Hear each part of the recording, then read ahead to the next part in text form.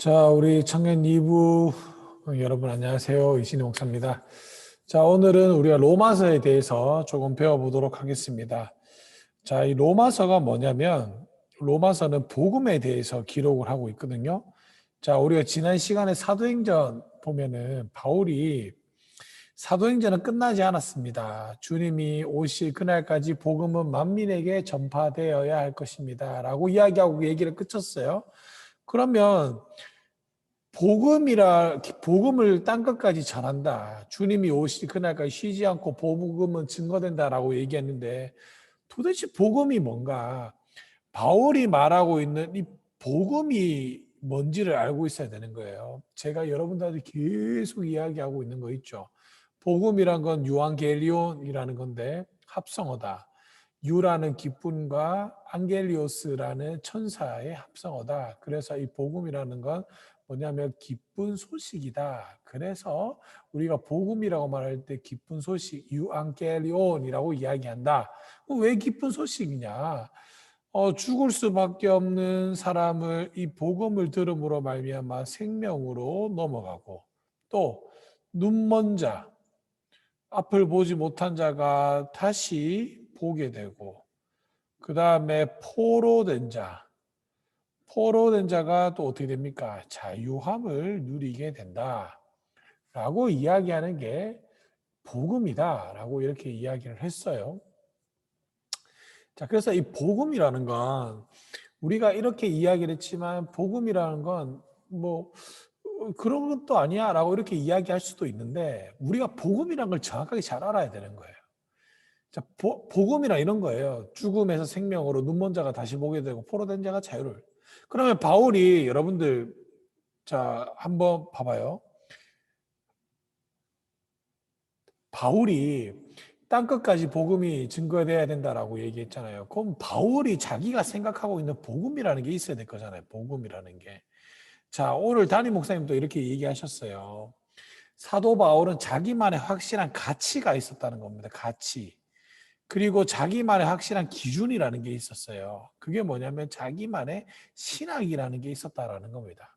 이 바울이라는 사람은 완전 율법에 완전 빠져 있었던 사람이에요. 그래서 율법을 완벽하게 지키고 율법을 완벽하게 이해하고 있는 사람이 하나님이 선택한 사람이고 하나님으로부터 인정받을 수 있는 사람이다 라고 생각을 했는데 그래서 바울이 예수 믿는 사람을 잡으러 가다가 다소라는 곳으로 가다가 다메섹에서 누굴 만납니까? 예수를 만나잖아요. 자, 근데 잘 보세요.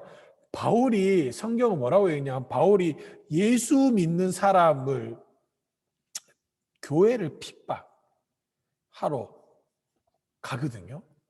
근데 예수님은 바울에게 뭐라고 얘기하냐면 왜 나를 핍박하느냐라고 이야기하고 있다는 겁니다. 그러면 교회는 곧 뭐라는 거예요? 예수라는 겁니다. 교회가 곧 예수인 거예요. 그래서 바울이 그때 이제 자신이 갖고 있었던 이 율법의 정체성이 딱 깨지죠. 아, 율법으로 구원을 못 받는 거구나. 그러면 내가 이때까지 생각했던 최고의 가치라고 생각했던 것이 이게 아니었구나. 그래서 바울은 자기만의 기준이라는 게 있었다라는 겁니다. 신학이라는 게 있었다라는 거예요. 자, 여러분들 제가 여러분들한테 이 얘기를 왜 해주느냐? 여러분들이 이제 청년부 되면은 특히 청년 2부 정도 되면은 뭡니까? 이제 나이도 어느 정도 좀 찼죠. 그죠? 그래서 우리가 청년 2부 나이가 만기가 몇 세까지?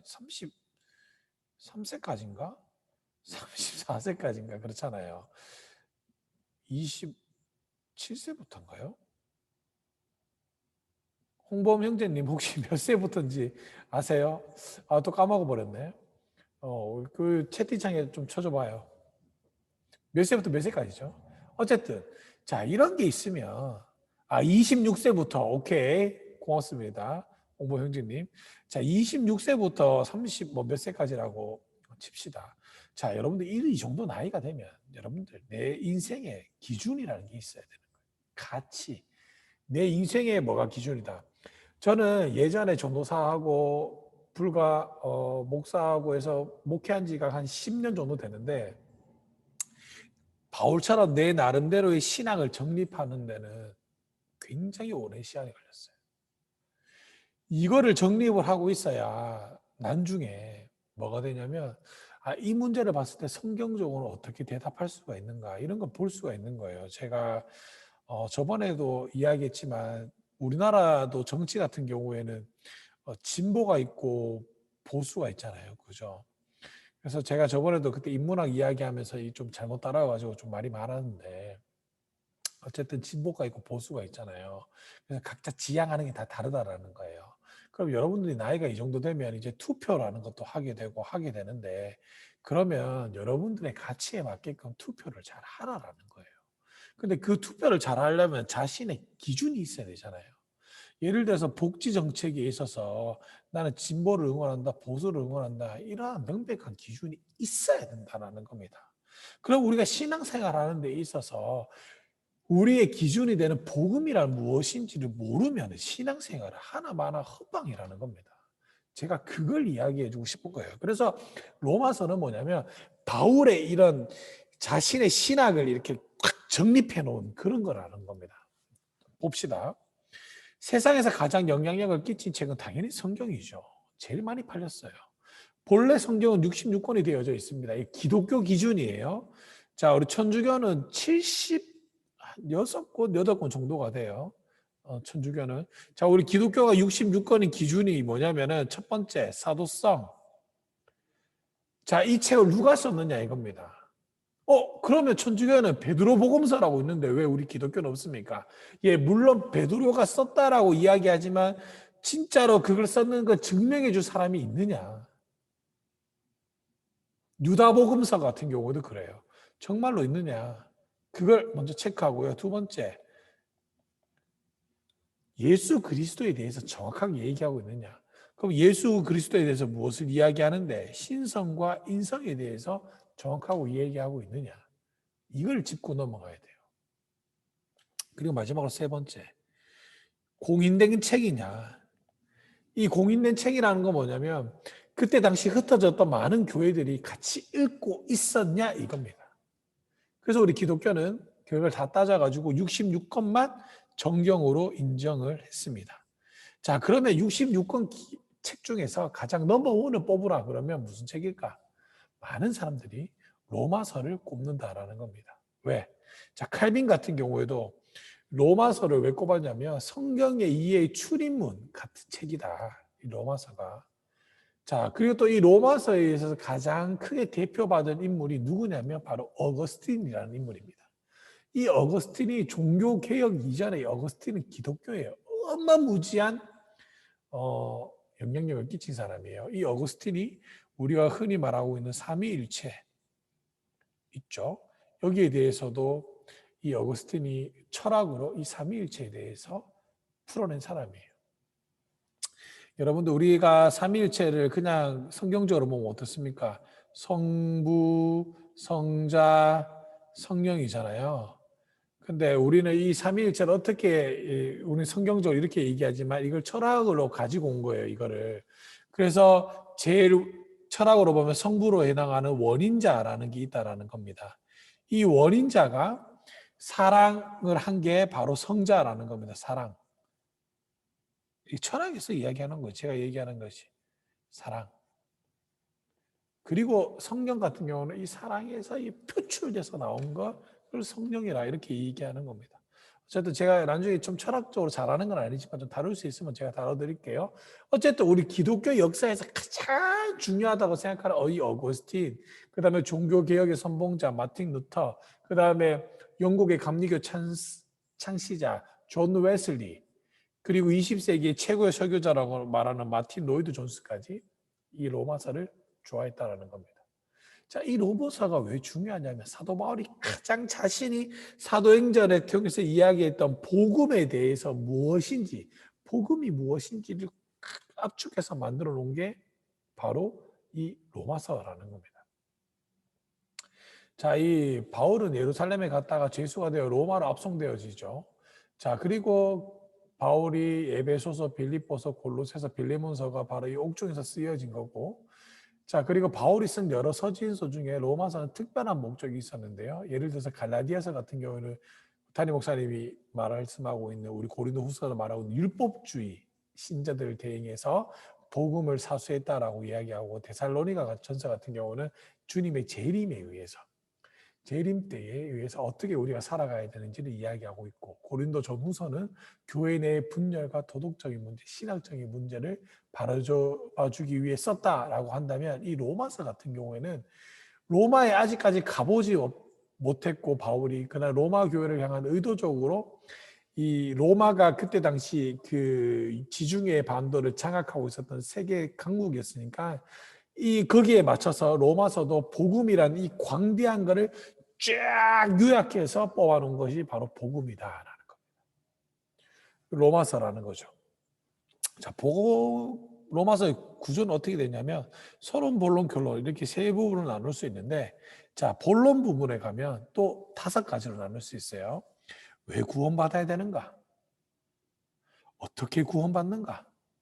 한 번 받은 구원은 영원한가? 자, 우리 이 문제도 많이 거론되잖아요. 한 번 받은 구원은 영원한가? 그래?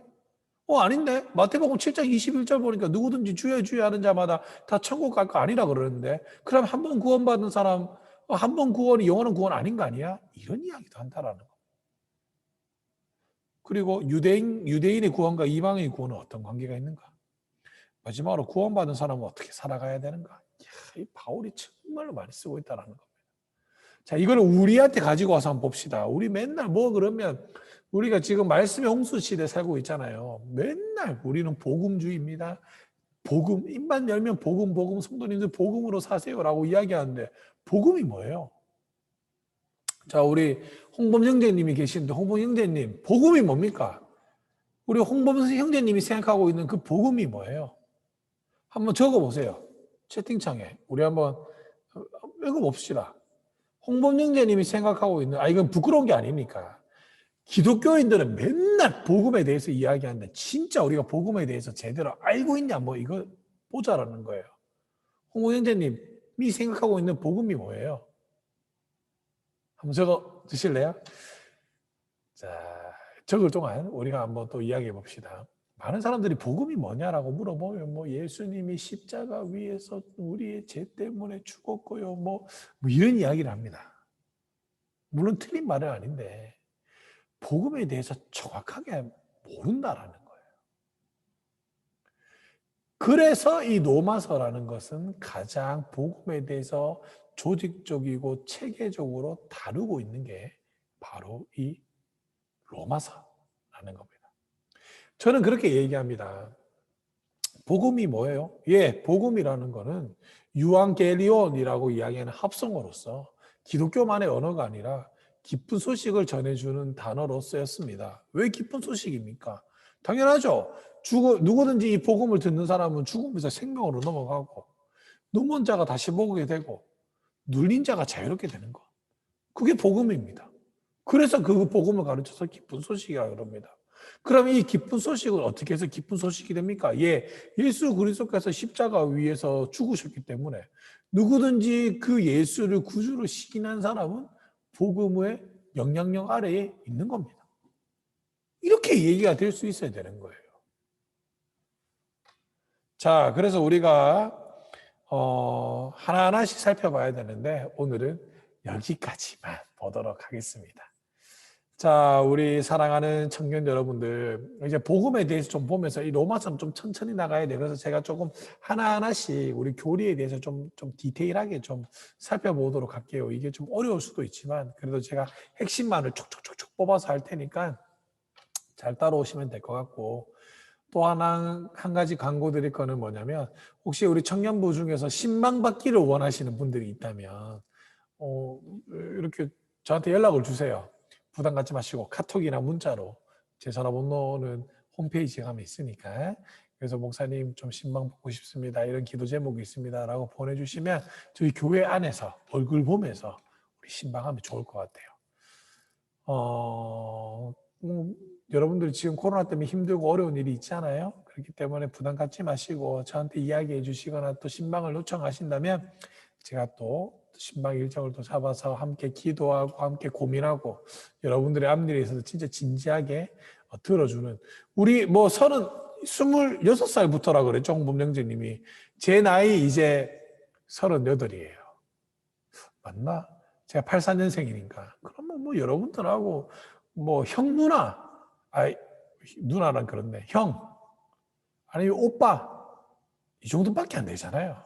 그죠? 그러니까 우리 이야기하면서 또 교회가 부담스럽다. 그러면 카페에 가서 우리 커피 한잔 하면서 또 이야기하면서 뭐 기도 제목도 나누고 또 그렇게 하기를 저는 원하니까 여러분들 부담 갖지 마시고 또 신방이나 이런 거 있으면 이야기해 주시기 바랍니다. 자, 오늘은 복음에 대해서 배웠는데요. 자, 로마서 이제 계속 그렇게 가도록 하겠습니다. 여러분들 힘들더라도 잘 따라와 주시기를 바랍니다. 여러분들 코로나 조심하시고요. 또 우리 다음 주에 또 만나 뵙기를 바랄게요. 안녕. 홍범영재님 고맙습니다.